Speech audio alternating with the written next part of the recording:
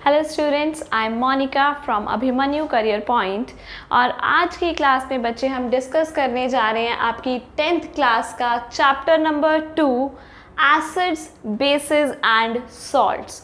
आपने बहुत, जब भी मैं वर्ड भी बोलती हूँ केमिकल, आपके माइंड में जो फर्स्ट वर्ड आता है वो क्या होता है? एसिड।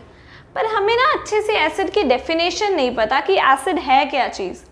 ओके, तो हम इस चैप्टर में एसिड्स के बारे में कि एक्चुअल में एसिड क्या है, एक्चुअल में बेस क्या है और सॉल्ट क्या है, उनके बारे में हम प्रॉपर डिटेल में स्टडी करेंगे।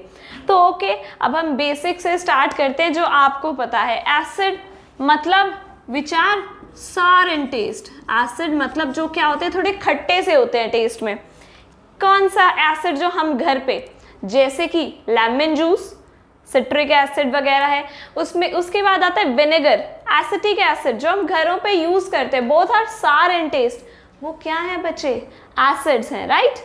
उसके बाद बेसिस की बात करते हैं। Bases which are bitter in taste, जो क्या होते हैं, थोड़े कड़वे होते हैं टेस्ट में, जैसे कि सोप सॉल्यूशंस, ये सारे वो क्या होते हैं? बेसिस होते हैं। लेकिन बच्चे, आपको पता है कि ये जो एसिड्स होते हैं या बेसिस होते हैं वो बड़े कोरोसिव है नेचर में। कोरोसिव है मतलब अगर हमारी स्किन पे गिरेंगे तो हमारी स्किन क्या हो जाएगी? खराब हो जाएगी, डिग्रेड हो जाती है। तो क्या हम हर एसिड को या हर बेस को पहले टेस्ट करके देखेंगे कि क्या ये सार है, क्या ये बिटर है, और फिर हम बताएंगे कि ये एसिड है या बेस है? नहीं, दैट इज वेरी डेंजरस ना। So we will not use this method. हमारे पास साइंटिस्ट ने अलग अलग डाइज का यूज करके कुछ नई इन्वेंशन करी, that is indicators.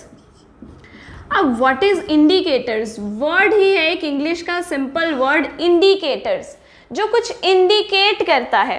Yes, very good. Indicator जो इंडिकेट करता है कि हमारा जो सब्सटेंस है वो एसिड है या बेस है। Very simple. सो उसके लिए देखो, हम अलग अलग तरह के इंडिकेटर्स पर स्टडी करेंगे। क्लियर?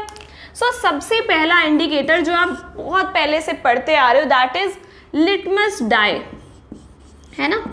लिटमस के बारे में आपने पढ़ा है। लिटमस डाई को जब पेपर के ऊपर लगा दिया जाता है and that paper becomes litmus paper.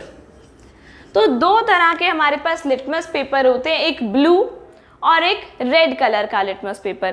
तो if I talk about acids, कि अगर मैं एक सब्सटेंस है मेरे पास, मुझे नहीं पता कि वो एसिड है या बेस है, उसके अंदर मैंने क्या डाला? ब्लू लिटमस पेपर डाला। उसके अंदर क्या डाला बच्चे? ब्लू लिटमस पेपर डाला, और वो रेड में कन्वर्ट हो गया। ब्लू लिटमस पेपर बच्चे किस में कन्वर्ट हो गया? अगर वो रेड में कन्वर्ट हो गया, मतलब वो क्या है? हमारे पास एसिड है। वो क्या है? हमारे पास एसिड है। अब एक दूसरा सब्सटेंस लेते हैं, उसमें मैंने क्या किया? रेड लिटमस पेपर डाला, और वो रेड लिटमस पेपर डालने पे अगर वो कन्वर्ट हो जाता है ब्लू लिटमस में, उसका कलर चेंज हो जाता है ब्लू लिटमस पे, दैट मीन्स वो क्या है बच्चे? हमारे पास बेस है। So in acids blue litmus turns to red, and in bases red litmus turns to blue. I hope ये तो एक छोटी सी डिस्कशन थी लिटमस पेपर। लेकिन हमारे पास घर पे लिटमस पेपर तो प्रेजेंट नहीं होता, तो हम क्या कर सकते हैं? तो बहुत कुछ अलग चीज़ें अलग हम यूज़ कर सकते हैं, जैसे कि टर्मरिक पाउडर। हमारे घर में प्रेजेंट होता है टर्मरिक, हल्दी, राइट। वो भी एसिड्स और बेस के साथ रिएक्शन शो करता है। देखो, एक्चुअल में एसिड में अगर हम डालेंगे तो नो रिएक्शन विल अकर, उसके कलर चेंज कुछ भी नहीं होगा, एग्जैक्ट वही रहेगी, कोई कलर चेंज नहीं आता। लेकिन अगर हम उसको बेस के साथ मिला देते हैं तो उसका रेड हो जाता है, वो कलर उसका येलो से क्या हो जाता है? रेड हो जाता है। आप कभी भी ट्राई करना, आपने देखा भी होगा, हमारे कपड़ों पे अगर किसी हल्दी का स्टेन हो जाता है, टर्मरिक का स्टेन हो जाता है, फिर हम उसको सोप से वॉश करते हैं अगर, तो सोप से वॉश करने के टाइम पे वो जो कपड़ा होता है, वो जो फैब्रिक होता है, वो किस कलर का हो जाता है? वहाँ से रेडिश कलर का हो जाता है। क्यों? क्योंकि वहाँ पर हमारे एसिड बेस रिएक्शन हुई है। बेस पे हमने टर्मरिक एसिड लगाया है तो वो क्या हो गए, रेडिश कलर का हमें कन्वर्जन मिला। तो that is also act as indicator कि एसिड में वहां पर कोई कलर चेंज ऑब्जर्व नहीं होगा, वेयर एज बेस डालते ही वो रेड कलर का हो जाएगा। क्लियर? तो ये तो एक हमने दो इंडिकेटर्स पढ़े। अब थर्ड इंडिकेटर के बारे में हम स्टडी करते हैं बच्चे, दैट इज चाइना रोज।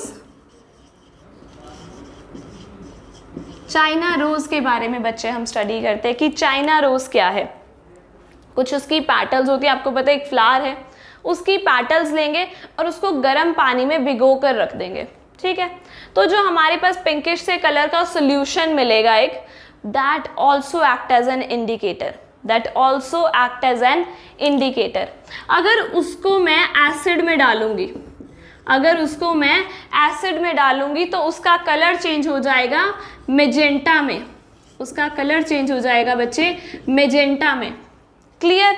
और अगर उसको बेस में डालूंगी तो उसका जो पिंक सा कलर था वो कलर चेंज होके ग्रीन हो जाएगा। सो अगेन अगर एसिड में डाला एसिड में डाला तो मेजेंटा और बेस में डाला तो ग्रीन। मुझे देखते ही पता चल जाएगा, मैं देखते ही ऑब्जर्व कर लूंगी कि क्या वो एसिड है या वो बेस है। क्लियर? पर इन दोनों इंडिकेटर्स को हम लैब्स में इतना यूज नहीं करते हैं, लैब्स में हम कुछ अलग इंडिकेटर्स यूज करते हैं। दो इंडिकेटर जो बड़े कॉमनली हम लैब्स में यूज करते हैं उनके बारे में डिस्कस करते हैं। So fourth one, phenolphthalein, a chemical which is colorless। ये itself क्या है, कलरलेस है phenolphthalein।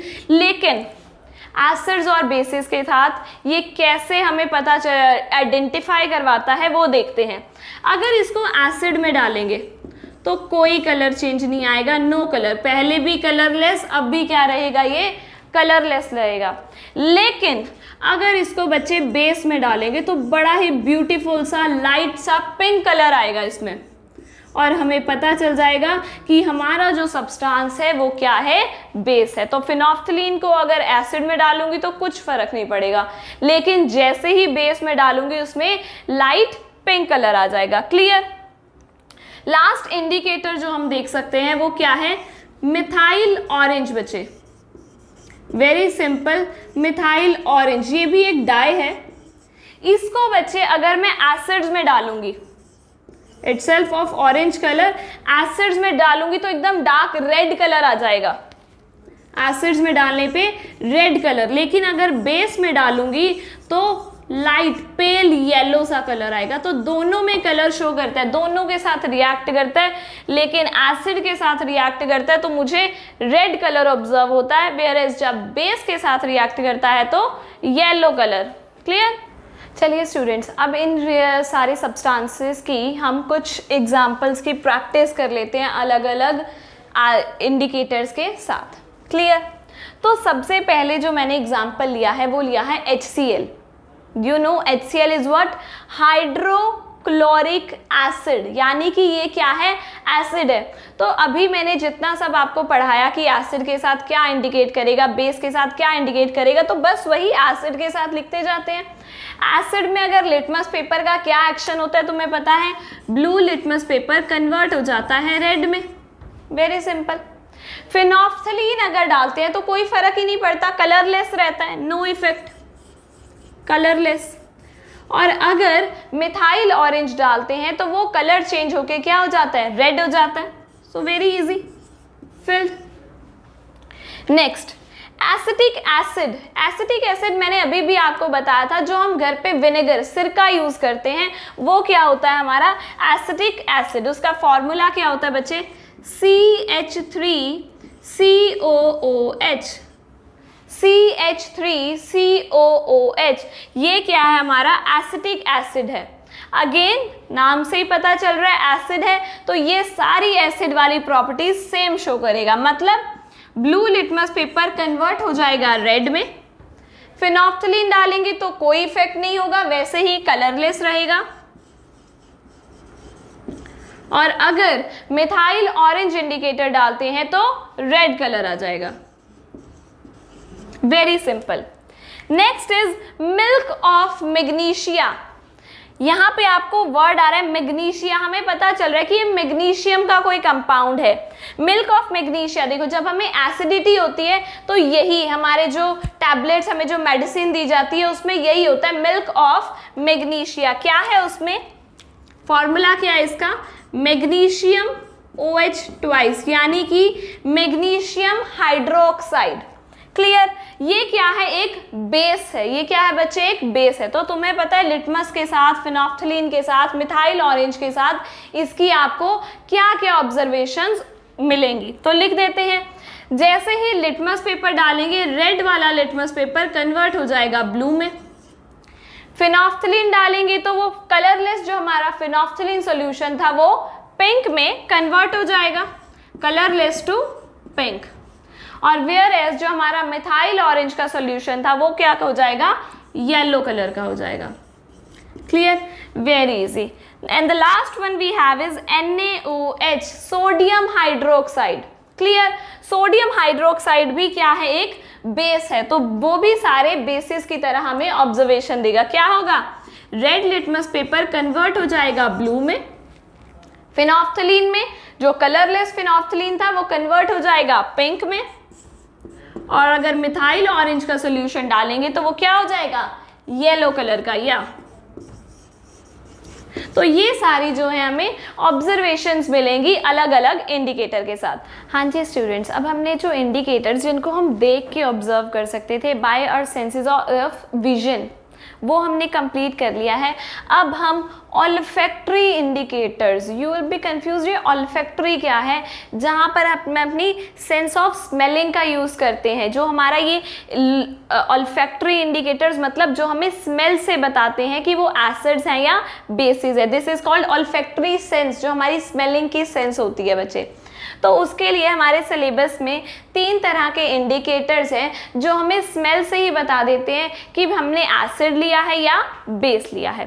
सो सबसे पहला इंडिकेटर हमारे पास क्या है, अनियन स्ट्रिप्स।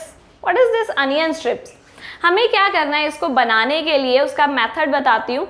अनियन को चॉप करना है और उसके साथ कुछ फिल्टर पेपर्स रखने हैं, एक पैकेट में दोनों को पैक कर देना है, अनियन एंड स्ट्रिप्स। तो उसके थोड़ी टाइम बाद जब आप उसमें से स्ट्रिप्स को निकालोगे, उसमें से आपको पता है अनियन की स्मेल आएगी ना, अनियन की जो पंजेंसी स्मेल होती है।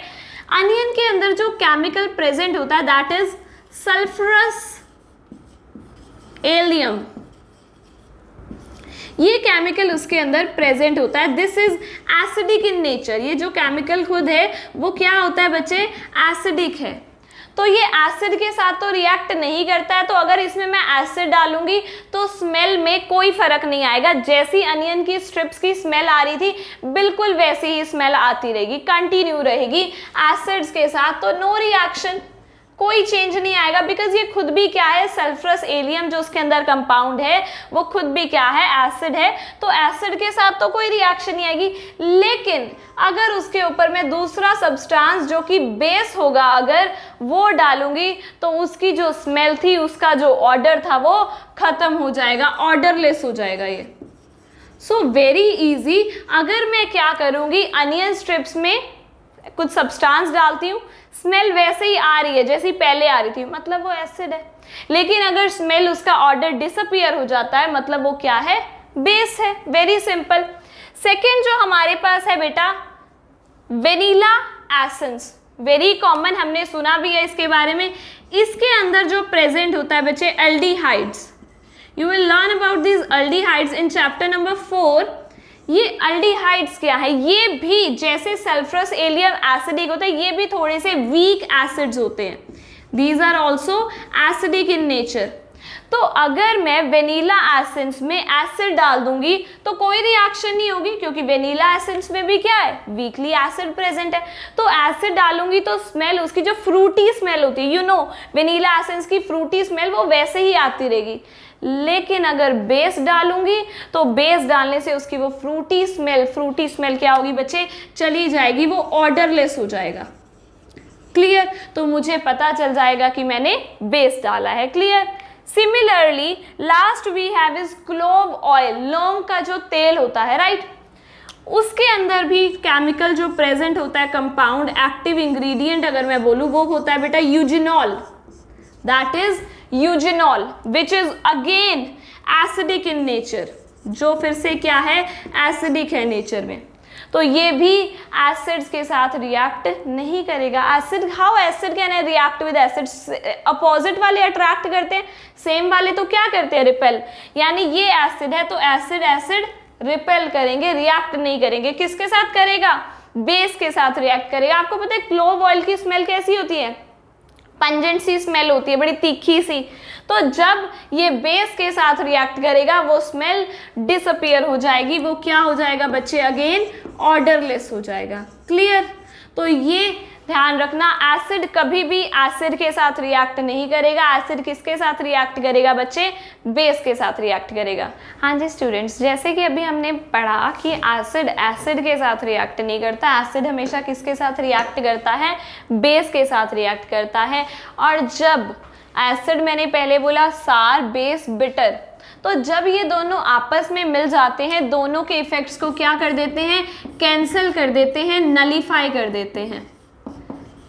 दोनों के इफेक्ट को क्या कर देते हैं? नलीफाई कर देते हैं। एंड जो रिएक्शन होती है उस रिएक्शन को क्या कहते हैं हम? Neutralisation reaction.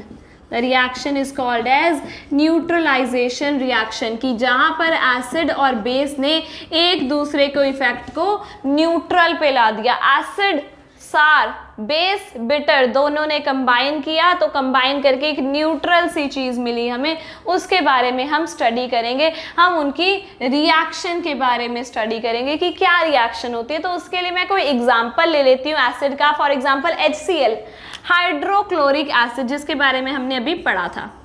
और उसके साथ जो बेस डालना है मुझे, बेस में ले लेती हूँ NaOH, सोडियम हाइड्रोक्साइड। यहाँ पे मैंने एसिड ले लिया है और बेस ले लिया है। हमेशा जब भी एसिड और बेस आपस में रिएक्ट करेंगे क्या बनेगा? Salt plus water. हमेशा acid plus base gives salt plus water. तो यहाँ से देखो, ये Na, ये Cl, सॉल्ट बन जाएगा NaCl।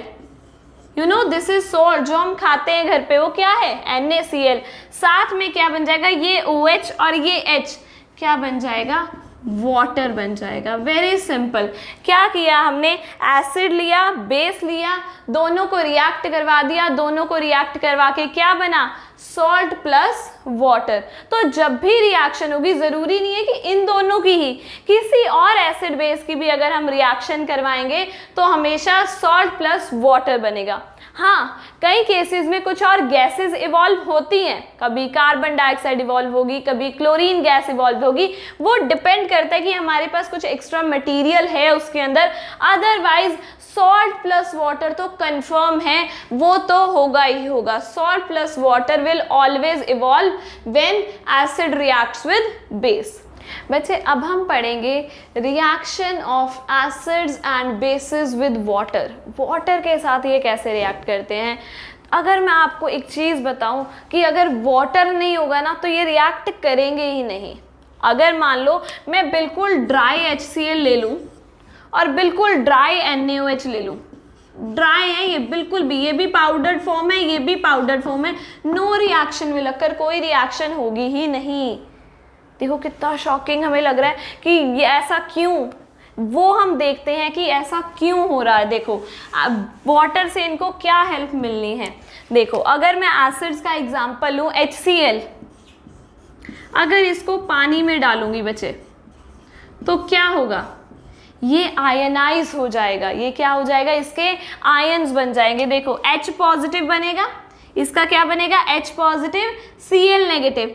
H पॉजिटिव इस H2O के साथ मिलके H3O positive, hydronium ion. This is the main acid. अगर ये नहीं तो एसिड नहीं, ये होना बहुत ज़रूरी है, तभी एसिड की तरह बिहेव करेगा। और साथ में यहाँ से रिलीज होगा Cl नेगेटिव। अगर ये नहीं तो बच्चे एसिड की ये कोई प्रॉपर्टी शो नहीं कर सकता। और ये वाला आयन, हाइड्रोनियम आयन, सिर्फ वाटर की प्रेजेंस में ही आ सकता है, सिर्फ वाटर की प्रेजेंस में ही आ सकता है, अदरवाइज नहीं आ सकता। क्लियर? ऐसे ही सिमिलरली अगर मैं देखूं बच्चे NaOH, powdered form, dry form, कोई एक्शन नहीं है। लेकिन अगर मैं वाटर डालूंगी, वाटर की वजह से क्या होती है, इनकी आयनाइजेशन होती है, मतलब इसके आयंस बनते हैं। आयनाइज वो वाटर की वजह से होता है। ये बनेगा Na पॉजिटिव OH नेगेटिव। ये जो OH नेगेटिव है यही क्या है बच्चे, हमारा बेस है, hydroxide ion. This is hydroxide ion, यही मेन बेस है।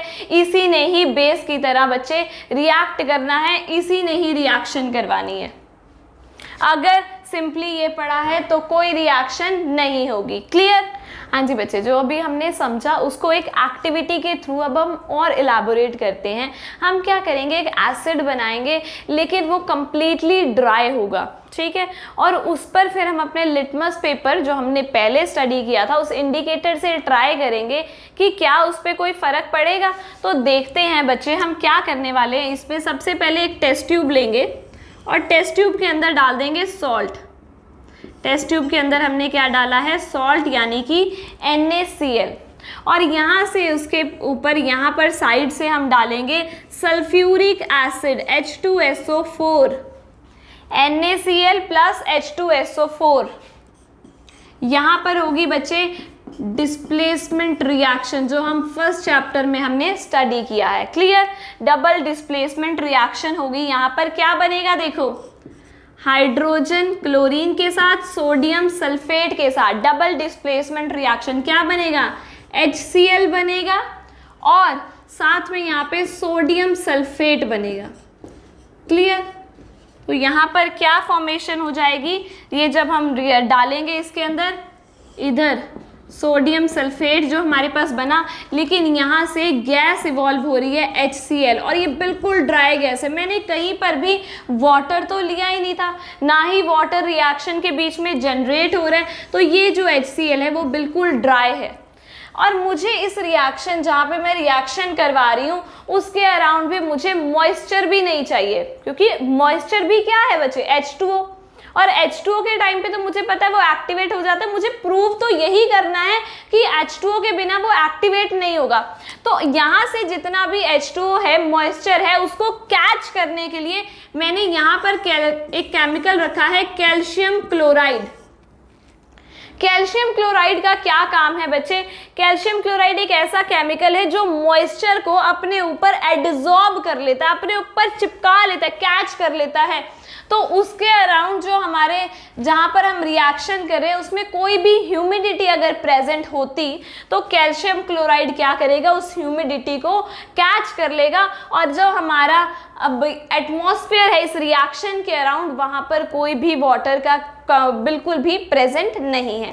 तो यहाँ पर जो ये HCl है वो बिल्कुल ड्राई है, और मैंने अब क्या लेना है, एक लिटमस पेपर लेना है ऐसे, जो कि खुद भी क्या हो, ड्राई हो। तो मैंने जब इस टेस्ट ट्यूब के ऊपर रख कर देखा, ड्राई गैस, ड्राई हमारा लिटमस पेपर, कोई फर्क ही नहीं पड़ा लिटमस पेपर पे, नो चेंज, कोई चेंज नहीं आ रहा था। ये तो बहुत गड़बड़ वाली बात है कि एसिड है, लिटमस पेपर भी दे रहे हैं, कोई चेंज क्यों नहीं हो रहा है। तो फिर हमने सोचा कि चलो ये लिटमस पेपर को क्या करते हैं, पहले थोड़ा सा वेट कर लेते हैं। लिटमस पेपर को क्या करते हैं बेटा, वेट करके। अब ये वेट वाला लिटमस पेपर हमने रखा, ठीक है, वेट लिटमस पेपर मतलब जिसमें पानी प्रेजेंट है, H2O प्रेजेंट है।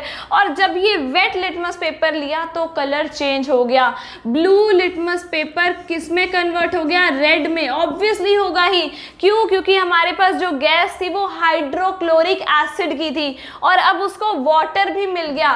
तो जब एसिड को वाटर मिल गया वो क्या हो गई, एक्टिवेट हो गया। एसिड में से आयंस निकल गए, H पॉजिटिव वाले ये हाइड्रोनियम आयंस निकल गए, और ये हाइड्रोनियम आयंस ने ही क्या किया, ब्लू लिटमस पेपर को रेड लिटमस पेपर में बच्चे कन्वर्ट कर दिया। तो हमने ये सीख लिया, अब हमारी ये चीज कंफर्म हो गई है कि एसिड को एसिड की तरह रिएक्ट करने के लिए वाटर की जरूरत है। सिमिलरली बेस को बेस की तरह बिहेव करने के लिए भी वाटर की जरूरत है। अगर वाटर नहीं होगा, एनहाइड्रस कंडीशंस होंगी, तब जो है वो रिएक्ट नहीं कर पाएंगे। क्लियर? हाँ जी बच्चे, अब हम सीखेंगे, हमने ये तो सीख लिया कि उसमें वाटर का होना बहुत ज़रूरी है, लेकिन वाटर को ऐड कैसे करना है ये बहुत इंपॉर्टेंट चीज़ है। मतलब मान लो मेरे पास कुछ अमाउंट ऑफ एसिड दिया हुआ है, here I am having some acid in my flask, पर उसमें मुझे और वाटर ऐड करना है, मतलब उसको डाइल्यूट करना है। ये बहुत इंपॉर्टेंट है कि डाइल्यूशन प्रोसेस, क्योंकि बच्चे dilution process is highly exothermic, चाहे वो एसिड की हो चाहे वो बेस की हो, दोनों डाइल्यूशन रिएक्शंस बहुत एक्सोथर्मिक होती है। एंड आई नो आपको एक्सोथर्मिक का मतलब ज़रूर पता होगा, जिनको नहीं पता उनके लिए मैं एक्सप्लेन कर देती हूँ। एक्सो मतलब एग्जिट, एक्सो मतलब बच्चे एग्जिट, और थर्म का मतलब क्या होता है, हीट। तो जब भी मैं एसिड को डाइल्यूट करती हूँ, मतलब एसिड में एडिशन ऑफ वाटर करती हूँ, तो बहुत सारी हीट रिलीज होती है, इसलिए मुझे डाइल्यूशन जो करनी है उसमें वाटर जो ऐड करना है वो बड़े ध्यान से करना होता है, उसके लिए प्रॉपर टेक्निक होती है। क्लियर? सो उसके लिए देखो दो मेथड्स हो सकते हैं, दो तरीके आप सोच सकते हो कि मैं एसिड लूँ पहले फ्लास्क में और उसके अंदर क्या डाल दूं, वाटर डाल दूं, एसिड में वाटर डाल दूं, ठीक है। दूसरा क्या कर सकते हैं, पहले फ्लास्क में वाटर लें और फिर उसमें एसिड डाल दें, है ना। तो दोनों दो चीजें हो सकती है कि पहले एसिड लिया जाए और एसिड के अंदर वाटर डाला जाए, या फिर पहले वाटर लिया जाए और वाटर के अंदर क्या डाल दिया जाए, एसिड डाल दिया जाए। दोनों प्रोसेसेस हमें सुनने में तो एक जैसी लग रही है कि जो मर्जी कर दो, मिक्सिंग ही होनी है, नमक में पानी डाला या पानी में नमक डाला, बनना तो सॉल्टी सोल्यूशन है, ऐसा हमें लग रहा है। वो सॉल्ट की बात है, वहां तक तो सब ओके था, लेकिन यहाँ पर इतना नहीं है। यहाँ पर जो रिएक्शन है बेटा जी एक्सोथर्मिक है, बहुत हीट रिलीज होती है। अगर मैं ये प्रोसेस करूँ कि मैंने एक बीकर लिया है जिसमें एसिड था, उसमें मैंने पानी डाल दिया, इमीडिएटली वो बीकर फट जाएगा, क्योंकि रिएक्शन बहुत एक्सोथर्मिक है। तो हम ये नहीं कर सकते कि मैंने बीकर में एसिड लिया और उसके अंदर पानी डाल दिया। No, we will never do this process. हम क्या करेंगे बच्चे, बहुत ध्यान से प्रोसेस करनी होती है ये। हम सबसे पहले बीकर के अंदर क्या लेंगे, वाटर लेंगे। हम पहले बीकर के अंदर क्या लेंगे, वाटर लेंगे, फिर एसिड। एसिड भी ये नहीं है कि जितना एसिड, मान लो मुझे 50 ml एसिड डालना है, तो ऐसा नहीं कि एक साथ डाल देना है, थोड़ा सा एसिड डाला, इसको स्टरिंग की, इसको शेक किया थोड़ा, ताकि जो एसिड है पूरे के पूरे वाटर में इवनली फैल जाए और जो हीट रिलीज होनी है एक बार में रिलीज हो जाए। थोड़ा सा एसिड डाला, स्टरिंग करी और छोड़ दिया, फिर उसके बाद थोड़ा और एसिड डाला, फिर स्टरिंग की, शेक किया उसको, फिर एसिड डाला। तो हमें छोटे छोटे लॉट्स में एसिड डालना है, ऐसा नहीं करना कि एक साथ एसिड डाल दिया, क्योंकि एक साथ एसिड डालेंगे तब भी रिएक्शन क्या होगी, एक्सोथर्मिक होगी, फिर भी हमारा बीकर जो है ब्लास्ट हो सकता है। तो हमें ये चीज़ें ध्यान से करनी है। डाइल्यूशन कभी भी इस मेथड से नहीं करनी है कि एसिड लिया, एसिड में पानी डाल दिया, नहीं। हमें क्या करना है, वाटर लेना है और वाटर में स्मॉल स्मॉल बैचेस में, स्मॉल स्मॉल लोड्स में एसिड डालना है। क्लियर? आई होप आपको ये अच्छे से डाइल्यूशन प्रोसेस भी क्लियर होगी और जो मैंने आपको इंडिकेटर्स के बारे में पहले पढ़ाया वो भी आपको क्लियर हो गया होगा। अगर बच्चे आपको कोई भी डाउट आता है हमारे इस लेक्चर में तो आप नीचे कमेंट सेक्शन में लिख सकते हैं। So till then, thank you.